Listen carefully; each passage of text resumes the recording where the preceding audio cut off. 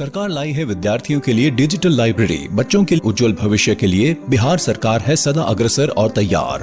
कक्षा 1 से कक्षा 12 तक की सभी पाठ्य पुस्तक पूरक सामग्री एवं वीडियो अब शिक्षा विभाग बिहार सरकार द्वारा विकसित पोर्टल पर है उपलब्ध। अध्ययन सामग्री देखने के लिए BEPCLOTS.bihar.gov.in पर विजिट करें अथवा एंड्रॉइड मोबाइल पर गूगल प्ले स्टोर से E-LOTS ऐप डाउनलोड करें। शिक्षकों, अभिभावकों एवं बच्चों से अनुरोध है कि इस लाइब्रेरी का अधिक से अधिक लाभ उठाएं और अपनी पढ़ाई जारी रखें।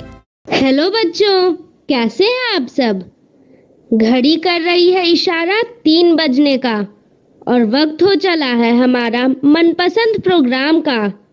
जी हाँ, मैं बात कर रही हूँ मेरा दूरदर्शन मेरा विद्यालय कार्यक्रम का, जिसमें क्लास 1 और 2 की पढ़ाई होती है और हम नई नई चीजें सीखते हैं, वह भी मजेदार ढंग से।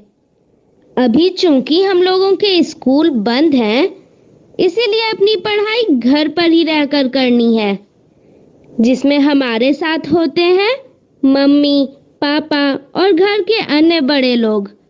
तो तैयार है ना आप सब? चलिए देखते हैं आज का कार्यक्रम हम लोगों के लिए क्या क्या लेकर आया है। आज हिंदी की कक्षा में फिर खुलेगा कहानियों का खजाना और हम लोग देखेंगे एक कहानी जिसका नाम है अन्नदात्य। फिर खेलेंगे मेमोरी गेम और सीखेंगे नए नए शब्दों को। उसके बाद शामिल होंगे गणित की क्लास में और हल करेंगे घटाव के कुछ आसान सवालों को और सुलझाएंगे अंक पहेली को। फिर अंग्रेजी में सुनेंगे एक राइम जिसका नाम है हैप्पी बर्थडे। तो चलिए शुरू करते हैं आज की क्लास, थोड़ी सी मस्ती थोड़ी पढ़ाई के साथ। बापू की कहानी, जिसमें हम बात करेंगे महात्मा गांधी के जीवन के बारे में। पिछली बार हमने ये जाना कि भारत से लौटकर बापू अपने परिवार के साथ जब दक्षिण अफ्रीका पहुंचे तो उन्हें जहाज से उतरने नहीं दिया गया। उन्होंने दक्षिण अफ्रीका में सत्याग्रह आंदोलन भी शुरू किया। वे अपने साथियों के साथ एक बस्ती में रहने लगे। उन्होंने वहीं अपना आश्रम बनाया। अंग्रेज सरकार के बनाए अन्यायपूर्ण कानूनों के खिलाफ उन्होंने आवाज उठाई और आंदोलन शुरू किया। फिर अंग्रेज सरकार द्वारा कानून वापस लिया गया। गांधी जी भारत लौटने की तैयारी में लग गए। स्वदेश लौटकर 1 साल तक गांधी जी ने देश भर में घूमा। लोगों की हालात उनके पास जाकर वो समझते रहे, हिंदुस्तान की दुर्दशा को करीब से समझने लगे और आखिर में वे अहमदाबाद में बसे और वहीं सत्याग्रह आश्रम बनाया। यहाँ पर जुलाहों को बुलाकर गांधी जी ने अपने हाथ से कपड़ा बनाना सीखा। अब गांधी जी कांग्रेस के कामकाज में हिस्सा लेने लगे थे। कांग्रेस नेताओं के कहने से चंपारण के एक किसान गांधी जी को बिहार लेकर आए। किसान नील के व्यापारियों से बड़े परेशान थे। लंदन में उनके साथ पड़े हुए वकीलों की गांधी जी ने मदद ली। नीलों के अत्याचारों पर रपट तैयार करके सरकार पर जोर डालना था कि वो कानून बदले। वकील किसानों का मामला लेकर अदालत का दरवाजा खटखटाना चाहते थे। गांधी जी सत्याग्रह के तरीके सीख चुके थे।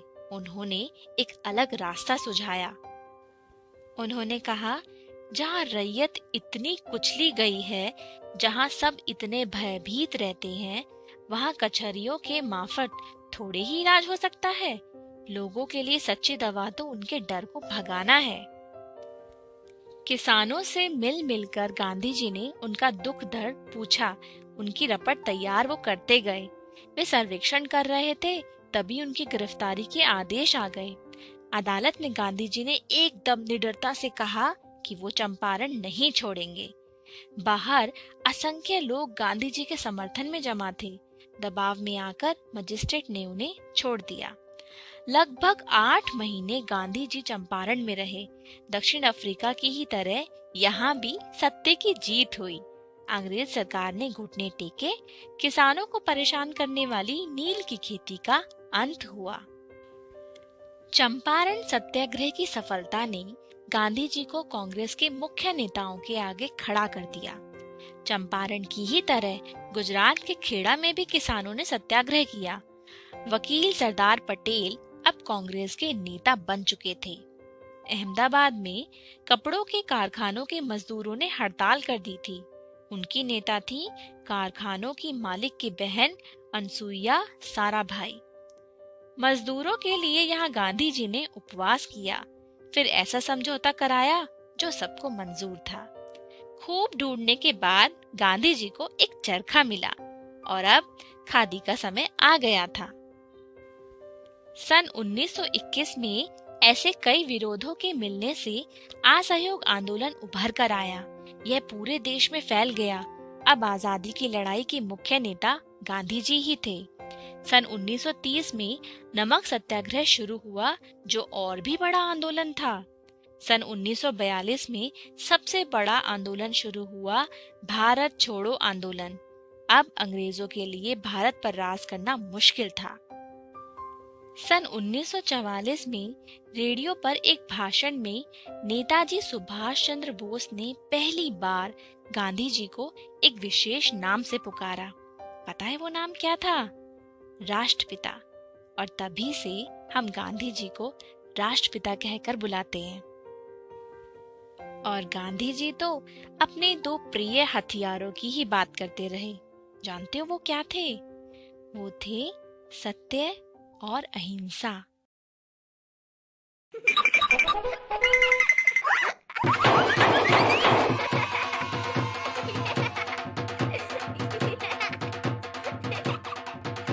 हेलो बच्चों, थोड़ी सी मस्ती और थोड़ी पढ़ाई के इस एपिसोड में आप सभी का स्वागत है। मैं आशा करती हूँ कि ये एपिसोड सभी बच्चे अपने माता पिता और अपने भाई बहन के साथ देख रहे होंगे। हमारा प्रोग्राम तो घंटे भर में खत्म हो जाता है, पर घर पर मस्ती और पढ़ाई तो जारी रहनी चाहिए। तो चलिए इसी बात पर शुरू करते हैं आज का प्रोग्राम।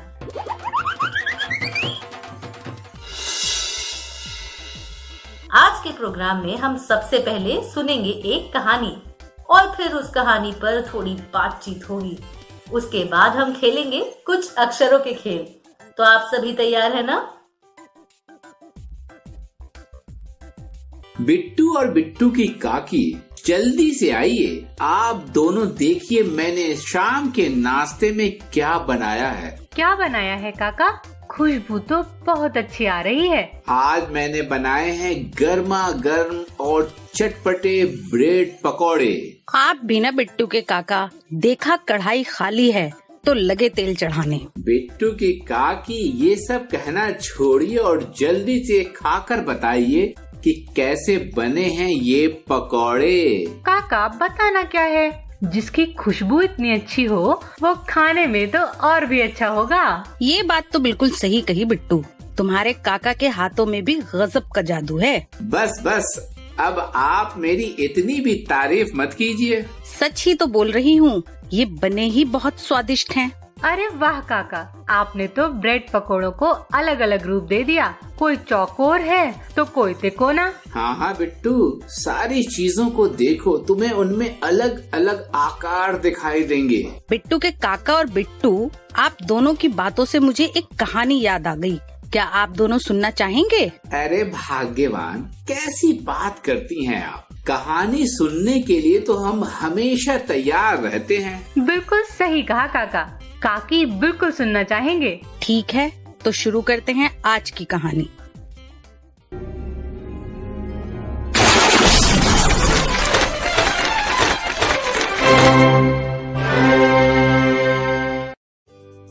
अन्न दैत्य। लेखन मीनू थॉमस। चित्रांकन औंद्री चक्रवर्ती। अनुवाद नागराज राव। प्रकाशन प्रथम बुक्स। रोटी गोल होती है, ब्रेड पकोड़ा तिकोना होता है, बर्फी चौकोर होती है, चकली कुंडली जैसी होती है, वड़ा तो छल्ले जैसा होता है, पाटीशाप्ता बेलन जैसा होता है। पाटीशाप्ता एक बांग्ला मिठाई का नाम है जो कि मैदा, नारियल और गुड़ से बनती है। पॉम्फ्रेट को बीच में से काटो तो लगभग षटकोण जैसा बन जाता है। पॉम्फ्रेट एक प्रकार की मछली है जिसका प्रयोग विभिन्न व्यंजनों में होता है। डोसे को एक किनारे से मोड़ो तो एक शंकु बन जाता है। अब हलवे का तो कोई आकार ही नहीं होता, उसे चाहे जैसा रूप दे दो। ये सारे मेरी थाली में आकर अन्न दैत्य बन जाते हैं। मैं थाली में उस अन्न दैत्य का पीछा करता हूँ और नम नम कुरुम कुरुम और कटम कटम करके चटखारे लेते हुए उसको गटक जाता हूँ। कैसी लगी ये कहानी? कहानी तो बहुत ही बढ़िया थी। कितने अलग अलग आकार होते हैं खाने की चीजों में, ये देखने को मिला। इसके बारे में पहले सोचा ही नहीं था। हाँ काका। अच्छा बिट्टू, क्या तुम ऐसी चीजों के नाम बता सकती हो जो गोल होती हैं? अरे ये क्या बिट्टू की काकी, आप तो बिट्टू से सवाल जवाब करने लग गई। चिंता मत कीजिए बिट्टू के काका, आपकी भी बारी आएगी। आप बचने वाले नहीं हैं कहानी के सवालों के जवाब से। काका, ये हुई ना बात। वैसे काकी, रोटी, पापड़, लड्डू, रसगुल्ला और बताशे, पेड़ा, ये सब भी तो गोल ही हैं। अरे वाह पिटिया, तुमने तो बहुत सारी चीजों के नाम बता दिए।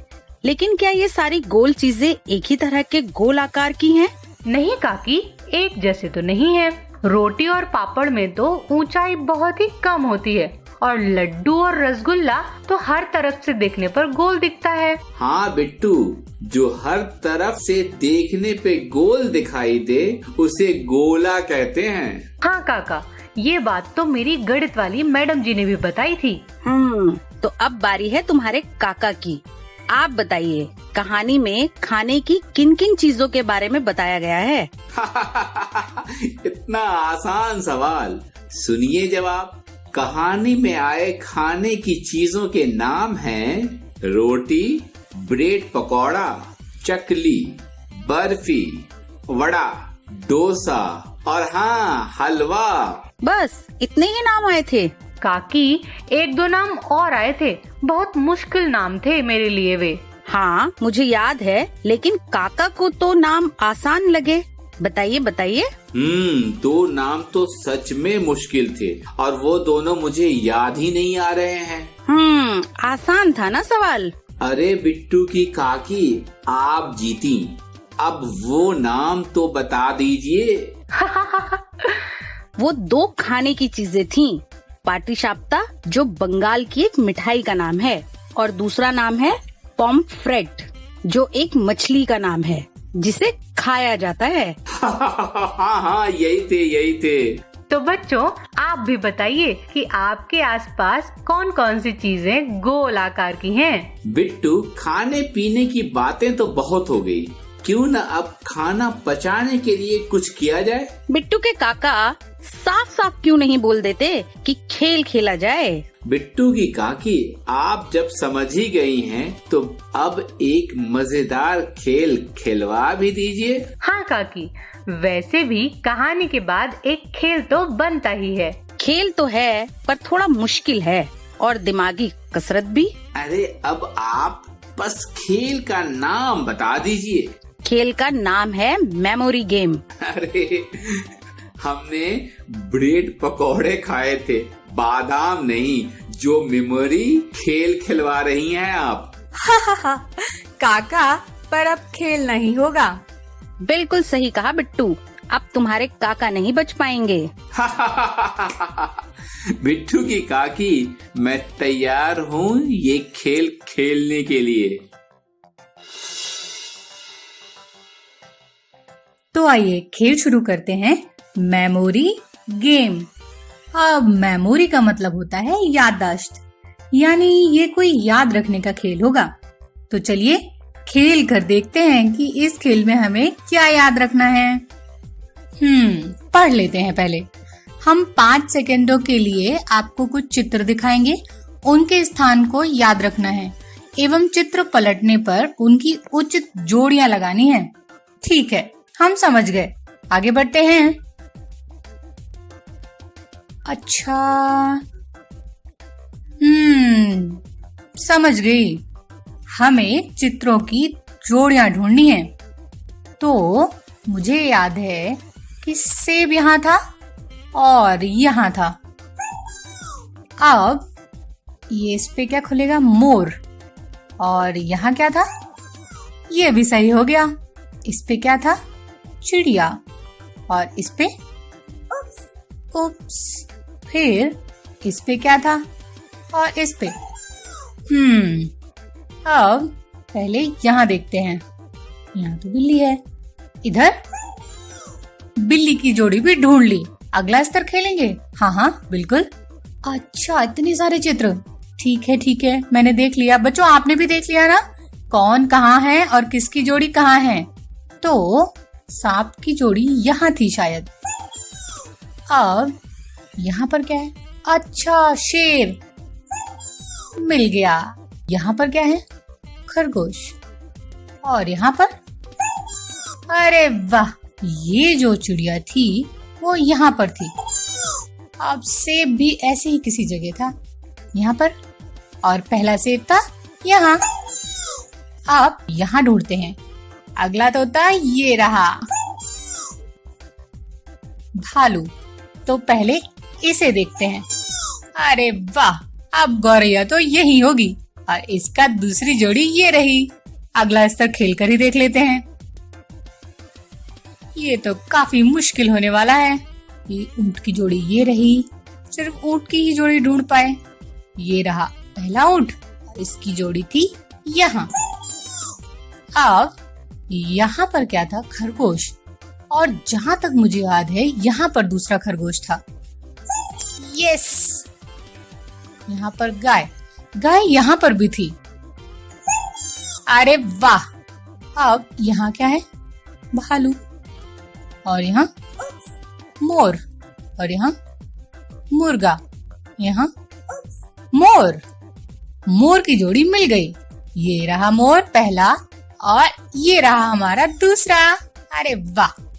अब भालू ढूंढना है। अरे पहला भालू ये रहा और दूसरा ये रहा। अब यहाँ पर क्या है? इसकी जोड़ी शायद यहाँ है। नहीं, फिर कहाँ था? इसकी जोड़ी यहाँ थी। हाँ, मिल गया। चलो, यहाँ पर क्या था? मुर्गा। और यहाँ पर बिल्ली।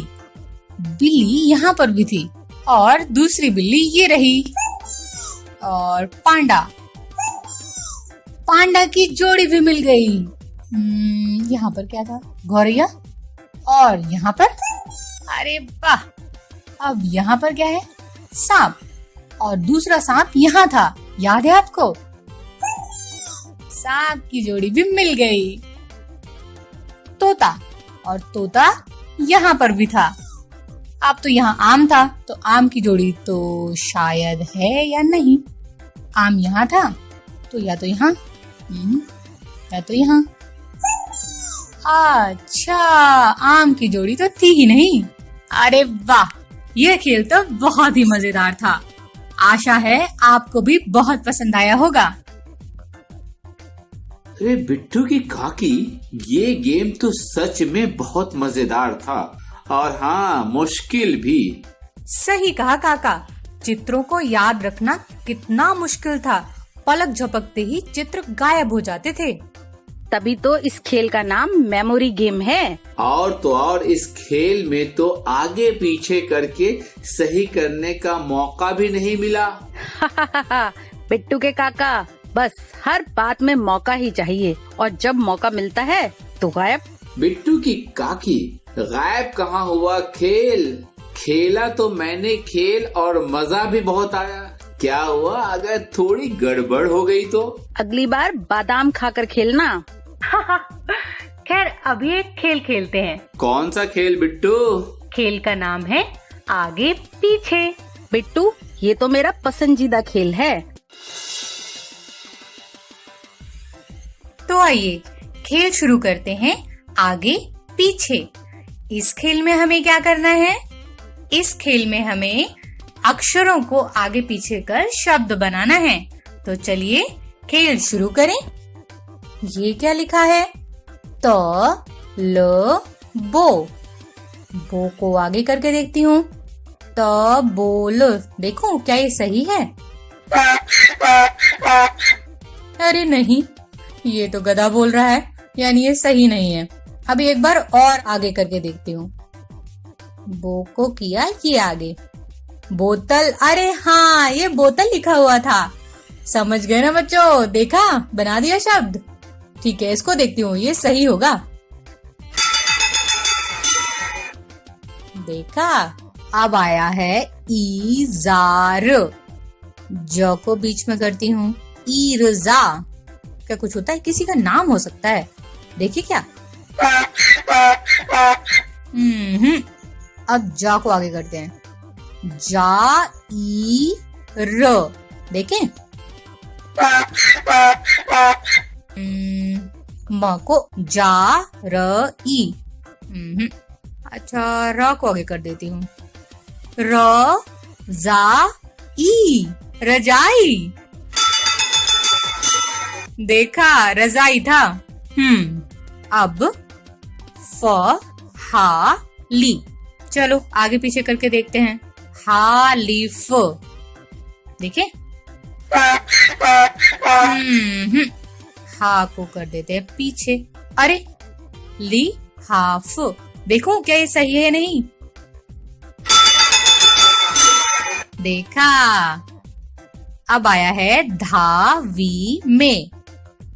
वी को बीच में कर देती हूँ। धावी में।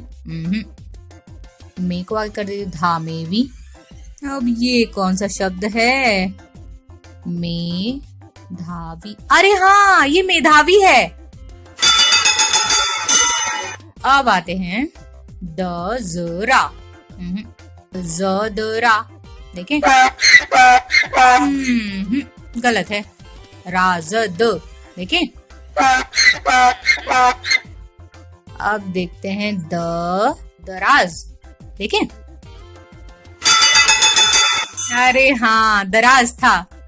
अरे मैंने काफी कुछ खेल लिया। तो देखिए मुझे कितने अंक मिले हैं। ओह, मैंने सिर्फ 70 अंक पाए। फिर से कोशिश करूंगी। बिट्टू, इस खेल को खेलकर तो मजा ही आ जाता है। हाँ काकी, यह खेल है ही इतना अच्छा। अरे मुझे तो खेल में हाथी और गधे का बोलना बहुत अच्छा लगता है। और मुझे आपका बोलना बहुत भाता है। सच्ची क्या? सच में तुम्हें मेरी आवाज पसंद है? अच्छी तो है, लेकिन आप चने के झाड़ पर मत चढ़ जाना। मैंने तारीफ जो कर दी है आपकी। हाँ काकी, काका की आवाज तो सच में बहुत अच्छी है। और जब काका बाल गीत या कविता सुनाते हैं तो कितना अच्छा लगता है ना। ये बात तो सही है। तो क्यों ना इसी बात पर एक बाल गीत ही हो जाए बिट्टू के काका। हाँ, क्यों नहीं। ये लीजिए, सुनिए। एक छोटी किश्ती मेरे पास मैंने बनवाई, नीली रंगवाई। एक छोटी किश्ती मेरे पास मैंने बनवाई, नीली रंगवाई। और डाली पानी में, और डाली पानी में। एक मेढक बैठा पानी में, उसने देखा, उसने घूरा। एक मेढक बैठा पानी में, उसने देखा, उसने घूरा। और कूदा किश्ती में, और कूदा किश्ती में। मेरी किश्ती डगमगाई, उलट गई, पलट गई। मेरी किश्ती डगमगाई, उलट गई, पलट गई। और डूबी पानी में, और डूबी पानी में। अब दूसरी किश्ती मेरे पास नई बनवाई, नीली रंगवाई। और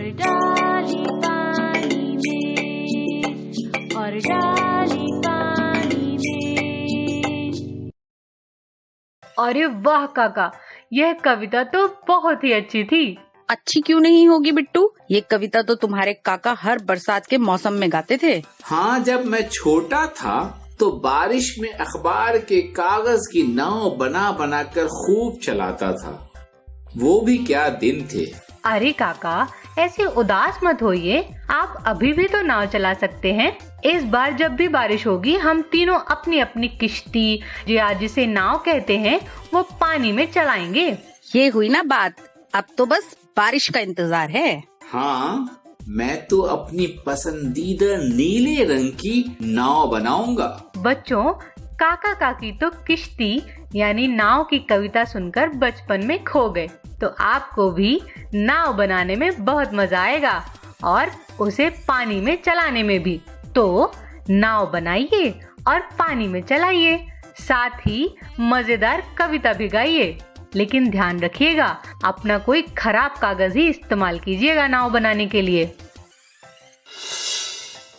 दोस्तों, अगर मैं आपसे कहूँ कि ट्रेन बिना इंजन के भी चल सकती है, तो क्या आप मुझ पर विश्वास करेंगे? नहीं ना? मगर दोस्तों, यह सच है।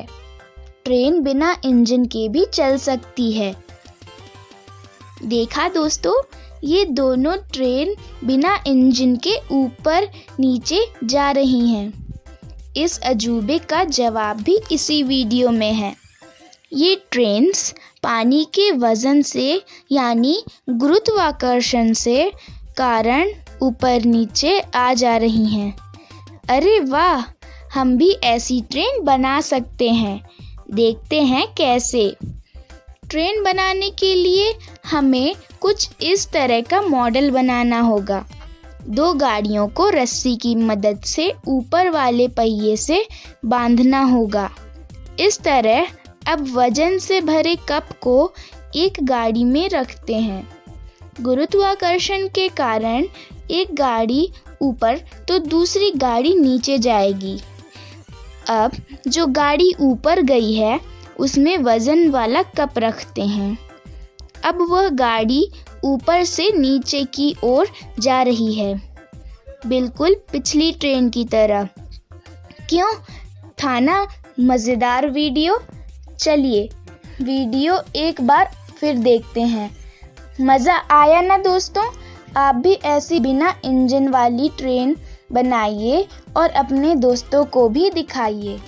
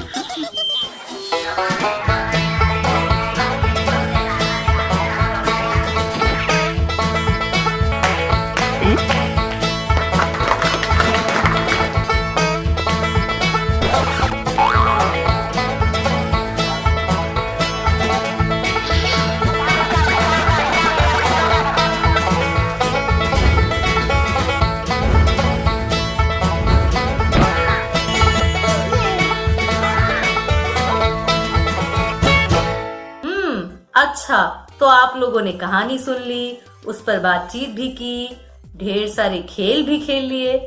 अब आगे क्या करने का इरादा है? आगे हम लोग कुछ जोड़, कुछ घटाओ, कुछ गुना, कुछ गिनती जैसा करेंगे। बिल्कुल सही, आगे हम गणित पढ़ेंगे। तो चलिए सीखते हैं गणित, खेल खेल में, हंसी मजाक में, थोड़ी सी मस्ती, थोड़ी पढ़ाई के साथ। हेलो दोस्तों, कैसे हैं आप सब? आज हम करने वाले हैं घटाव के आसान सवाल। तो क्या आप तैयार हैं? चलिए देखते हैं कि हमें घटाव के कौन कौन से सवाल दिए गए हैं और उन्हें हम कैसे हल कर पाते हैं। दिए गए स्थान में घटाव के उत्तर को भरें। सबसे पहले सवाल है 9 घटाव 3। तो इस सवाल को हम अपनी उंगलियों पर कर हल कर सकते हैं। जल्दी से अपनी उंगलियों पर 9 गिनिए। 1 2 3 4 5 6 7 8 9। अब इसमें से 3 कम कर दीजिए। 1 2 3। बाकी कितने बचे? जी बचे 1 2 3 4 5 6। तो 9 में से जब हमने 3 घटाए तो हमारे पास उत्तर में आया 6। देखें कि ये सही है या नहीं। ये बिल्कुल सही है। अगला सवाल है 9 घटाव 7। तो फिर से अपनी उंगलियों पर 9 गिन लीजिए। गिन लिए? अब उसमें से 7 कम कर दीजिए। कितने बचे? जी जब हम 9 में से 7 कम करते हैं तो हमारे पास बचते हैं 2। यहाँ उत्तर में हम रखते हैं 2। ये भी बिल्कुल सही था। अगला सवाल है 13 घटाव 5। तो आपको क्या करना है? जी आपको अपनी उंगलियों पर गिनने हैं 13। जल्दी से 13 गिनिए। गिन लिए? अब उसमें से 5 कम कर दीजिए। आपके पास कितने बचे? बिल्कुल सही। 13 में से 5 कम करने पर हमारे पास बचते हैं 8। तो 8 होगा हमारा उत्तर। अगला सवाल है 11 घटाव 2। तो आपको पता ही है कि आपको क्या करना है। बिल्कुल सही। आपको अपनी उंगलियों पर गिनने हैं 11। गिन लिए? अब उसमें से कितने कम करने हैं? जी आपको उसमें से 2 कम करने हैं। अब बताइए कि आपके पास कितने बचे? जी जब आपने 11 में से 2 कम किए तो आपके पास बचे 9। चलिए उत्तर होगा 9। अगला सवाल है 90 घटाव 30। तो क्या आप अपनी उंगलियों पर 90 गिन सकते हैं? नहीं ना? तो कोई बात नहीं, हम इसे दूसरे तरीके से करते हैं। यहाँ पर हमारे पास 90 में दहाई में है 9 और इकाई में 0। वहीं 30 में दहाई के स्थान पर 3 है और इकाई में 0 ही है। तो हम पहले दहाई के अंकों को हल करते हैं। तो अब 9 में से 3 कम करिए और बताइए कि कितने बचे। जी 9 में से 3 कम करने पर बचते हैं 6। तो हम पहले लिखते हैं 6 जो आ गया दहाई के स्थान पर। अब आप देखिए कि इकाई के स्थान पर यहाँ भी 0 है और 30 में भी 0 है। तो जब 0 में से 0 कम होता है तो उत्तर में आता है 0। तो हम यहाँ इकाई के स्थान पर लिख देंगे 0। तो इस तरह 90 में से जब 30 कम हुए तो हमारे पास आए 60। अब अगला सवाल है 90 घटाव 20। तो इसे भी बिल्कुल वैसे ही करेंगे जैसे हमने ऊपर वाला सवाल किया। इकाई के स्थान पर दोनों जगह है 0, 90 में भी और 20 में भी। वहीं दहाई के स्थान पर हमारे पास 9 और 2 है। तो आप 9 में से 2 कम करिए और बताइए कि आपके पास कितने बचे। जी 9 में से 2 कम करने पर हमारे पास बचे 7 और इकाई के स्थान पर आ जाएगा 0। तो 90 में से 20 कम करने पर बचते हैं 70। अगला सवाल है 700 घटाव 300। यहाँ पर इकाई, दहाई और सैकड़ा है। इकाई और दहाई के स्थान पर दोनों जगह 0 0 है, जबकि सैकड़े के स्थान पर एक जगह है 7 और दूसरी रकम में है 3। तो हम पहले 7 में से 3 कम करते हैं। 7 में से जब हम 3 कम करेंगे तो हमारे पास कितने बचेंगे? जी, हमारे पास बचेंगे 4। अब हम इसके आगे लगा देंगे 1 और 2 0। इस तरह 700 में से 300 कम करने पर हमारे पास आए 400। अगला सवाल भी बिल्कुल वैसे ही हल करना है। 9 में से 2 कम करिए। 9 में से 2 कम करने पर आए 7 और पीछे लगा दी हमने 1 और 2 0। इस तरह हमारा सवाल हल हो गया। दोस्तों, मुझे उम्मीद है कि आपको ये घटाव के सवाल अच्छे से समझ आ गए होंगे। आप घर पर भी इनका अभ्यास करते रहिए। घर पर रहिए, सुरक्षित रहिए और नई नई बातें सीखते रहिए। धन्यवाद।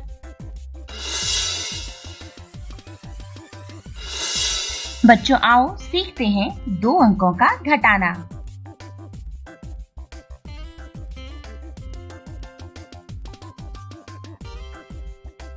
सवाल है, राम के पास 38 केले तो हैं।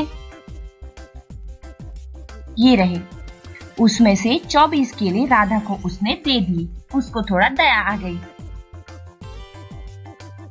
ओहो, राधा खुश हो गई। तो बताओ, राम के पास अब कितने केले बचे?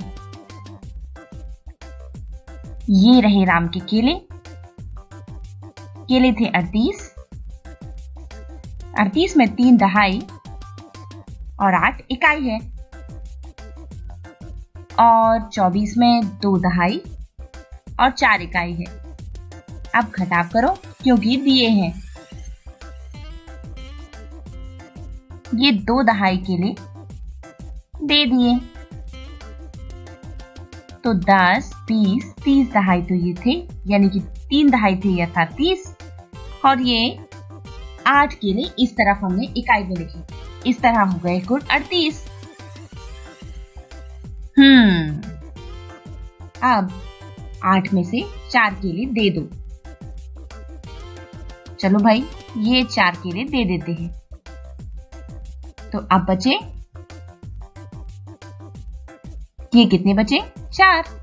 इसका मतलब 8 से 4 जाने पर 4 बचता है। अब यहाँ देखिए 3 दहाई तो है। कितनी दहाई देना है? 2 दहाई। तो ये 1 दहाई और ये दूसरी दहाई। तो 10 और 10 हो गया 20, मतलब 20 बाहर हमने निकाल दिए। तो कितने बचे? 10। इसका मतलब सिर्फ 1 दहाई बचा। अगला सवाल देखो। रवि के पास 45 गेंद है। ये रही। उसमें से 13 गेंद रमेश को दे दिए। तो बताओ, रवि के पास अब कितनी गेंद बचे? ये देखिए, ये रवि के पास 4 गेंद। 4 तो 10-10 की समूह में गेंद है। 4 समूह है 10-10 के, तो 40। और ये 5 गेंद अलग से हैं, इस तरह 45। और ये 45 को अगर हम इकाई दहाई में लिखें तो दहाई पे 4 और इकाई पर 5 होगा। और 13 में 1 दहाई है और 3 इकाई है। अब करते हैं घटाव। तो देखो बच्चों, ये तो है 40 और ये है 5। अब क्या करें? 5 इकाई है, 3 इकाई तो देना है। तो 3 हम गेंद निकाल देते हैं। 1, ये 2 और ये 3। ये हमने निकाल दिए। तो इस तरह कितने बचे? 2 बचे।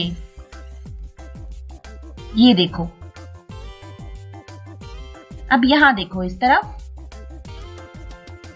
तरफ हमारे पास 4 दहाई है और हमें 1 दहाई देना है। चलो भाई, दे देते हैं। ये पूरी 10 बॉल दे दी तो बच गई 30। इसका मतलब कितनी? 10, 20, 30, यानी 3 दहाई बचा। प्राप्त हुआ 32।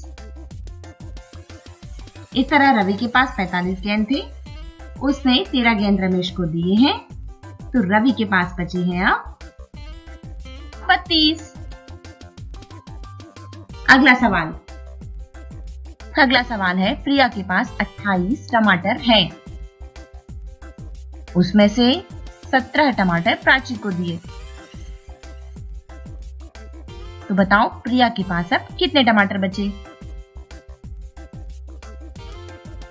चलो भाई, यहाँ देखो ये हो गए 28 टमाटर, जिसमें 2 दहाई और 8 इकाई है। और अब 17 में 1 और 7 इकाई है। अब आप ध्यान से देखें तो हमने 10-10 के 2 समूह और 8 टमाटर अलग से रख दिए हैं, कुल 28। इस तरह से अब हमें देने हैं इसमें से 17। तो सबसे पहले हम 8 इकाई को देखें। 8 से हमें 7 इकाई तो बाहर करनी है, यानी 7 टमाटर बाहर। चलो 1 2 3 4 5 6, ये 7 और ये 8 टमाटर हो गए। तो 7 इसमें से है बाहर और 1 ही, कुल 8 थे। तो बचे कितने हैं? सिर्फ 1, क्योंकि 7 हमने दे दिए हैं प्राची को। तो ये बचा है 1 टमाटर। यहाँ देखो 2 दहाई से 1 दहाई दे जाने पर तो ऊपर भी बचे टमाटर, यानी कि 1 दहाई। तो प्रिया के पास 28 टमाटर थे, उसमें से 17 प्राची को दिए, तो प्रिया के पास बचे 11।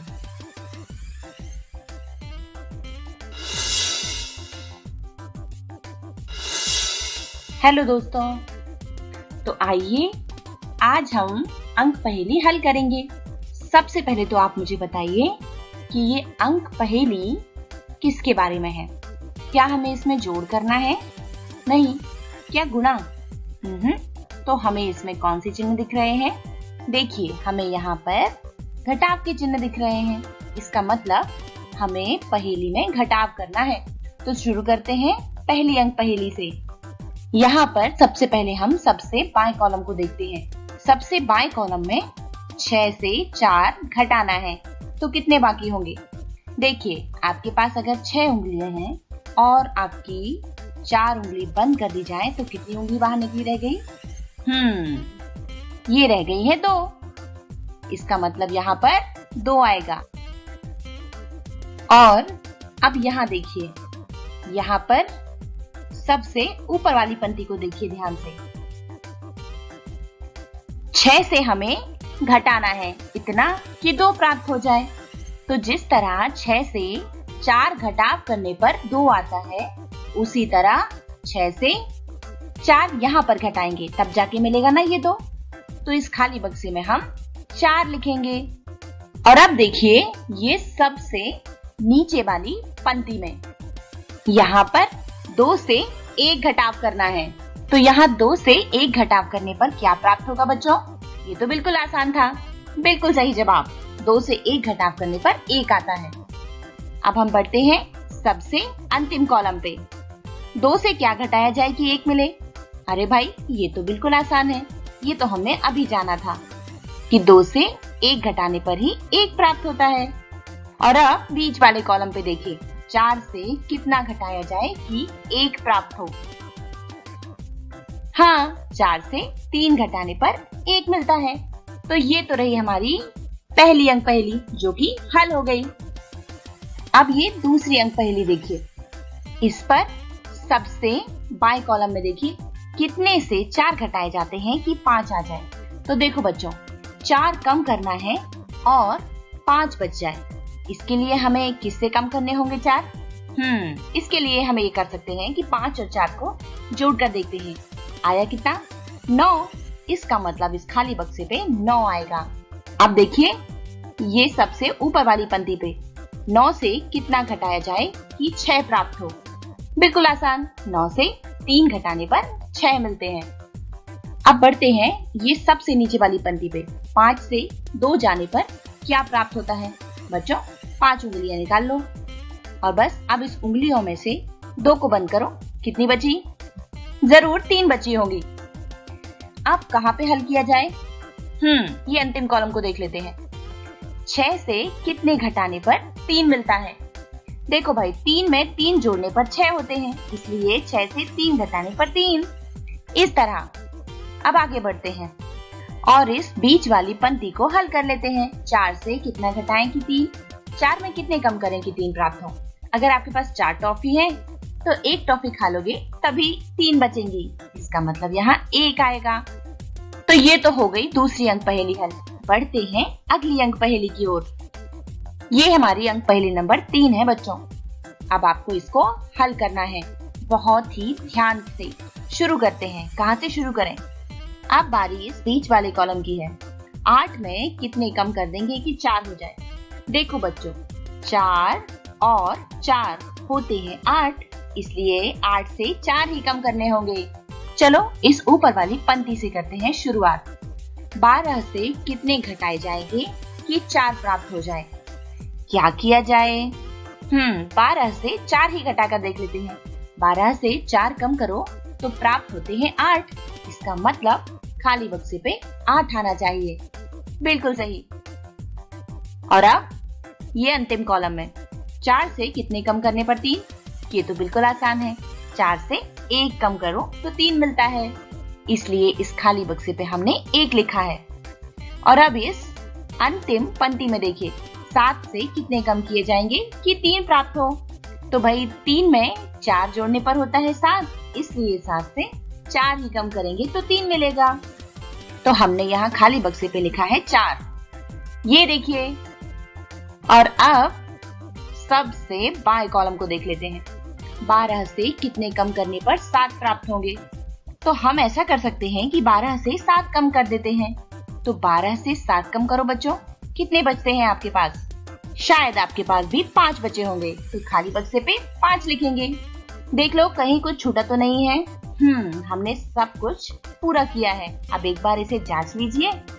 हो गई हमारी अंक पहेली हल। देखो, लिखो और हल करो। बच्चों देखो सवाल क्या है। सवाल है, अजय के पास 29 आम है, उसमें से उसने राहुल को 12 आम दे दी। तो बताओ अजय के पास अब कितने आम बचे हैं? अगला सवाल, विमल के पास 33 पेंसिल्स हैं, उसने कमल को 11 पेंसिल्स दे दिए। तो बताओ कमल के पास कितनी पेंसिल्स बची? अगला सवाल, प्रिया के पास 48 पेन हैं और उसने प्राची को 27 पेन दे दिए। तो बताओ प्रिया के पास अब कितने पेन बचे? अगला सवाल है, शीतल के पास 37 गुब्बारे हैं, उसने 25 गुब्बारे मीनल को दे दिए।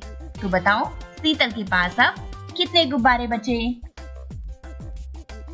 और अब अगला सवाल, सुजल के पास 49 गेंद है, उसने 29 गेंद साहिल को दे दिए।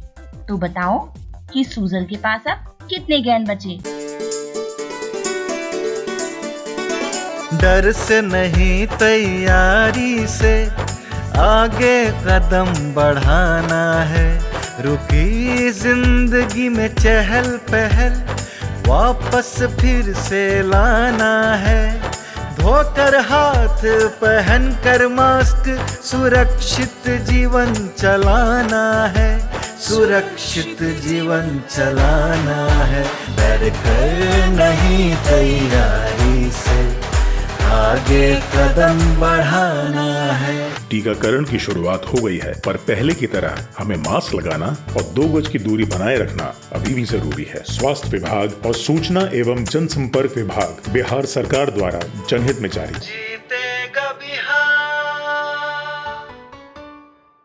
सरकार लाई है विद्यार्थियों के लिए डिजिटल लाइब्रेरी। बच्चों के उज्जवल भविष्य के लिए बिहार सरकार है सदा अग्रसर और तैयार। कक्षा 1 से कक्षा 12 तक की सभी पाठ्य पुस्तक पूरक सामग्री एवं वीडियो अब शिक्षा विभाग बिहार सरकार द्वारा विकसित पोर्टल पर है उपलब्ध। अध्ययन सामग्री देखने के लिए BEPCLOTS.bihar.gov.in पर विजिट करें अथवा एंड्रॉइड मोबाइल पर गूगल प्ले स्टोर से E-LOTS ऐप डाउनलोड करें। शिक्षकों, अभिभावकों एवं बच्चों से अनुरोध है कि इस ई लाइब्रेरी का अधिक से अधिक लाभ उठाएं और अपनी पढ़ाई जारी रखें। आशा करती हूँ बच्चों, आज आपको बहुत मजा आया होगा और आपने इल्मों से बहुत कुछ सीखा भी होगा। तो मिलते हैं अगले एपिसोड में।